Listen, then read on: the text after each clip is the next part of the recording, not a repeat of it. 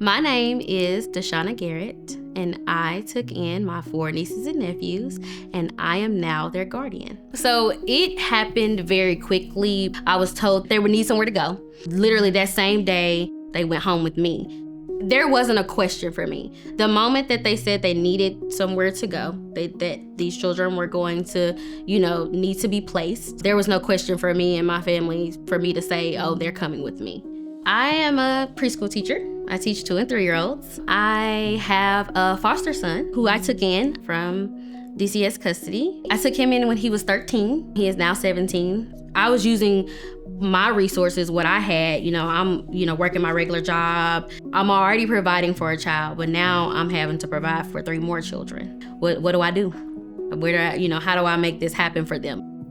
Often churches will look at the complexity and the difficulties in these problems and say, we're too small, we are an older congregation, whatever the reason is, they don't feel comfortable stepping into this. Crosswalk is a congregation of about 300. It's not about size, it's not about age, it's certainly not about financial resources. But the biggest need is in the connections and connecting with the families so that those ongoing relationships are built and can continue to meet the need. My name is Valeria. I was recruited by David, who goes to church with us, to be a help.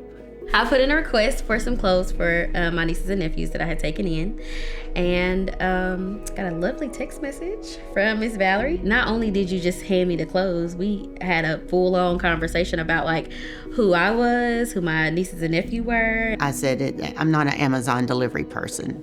I'm not going to leave it at your front door. You're going to meet me in person. We're going to talk, and then I'm going to follow up with you. In that moment, it made me reflect somebody actually really cares about me. They care that I need something and what I need. So it was really important for me to hear that and hear somebody say, I care about you.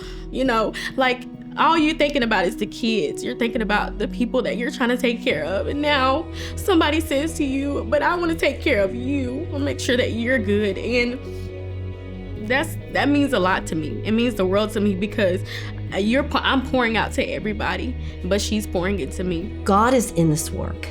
He is with us as we do this work, and He brings talents and resources and funds and tangible items. He brings all sorts of things, and it's always amazing to me how people's talents and their prior life experiences can be used in these settings for the good of those who are hurting and who have needs. I really was only expecting her to bring the clothes to me and, to say, here you go, and be done. But we had a conversation that day, and that led to a relationship.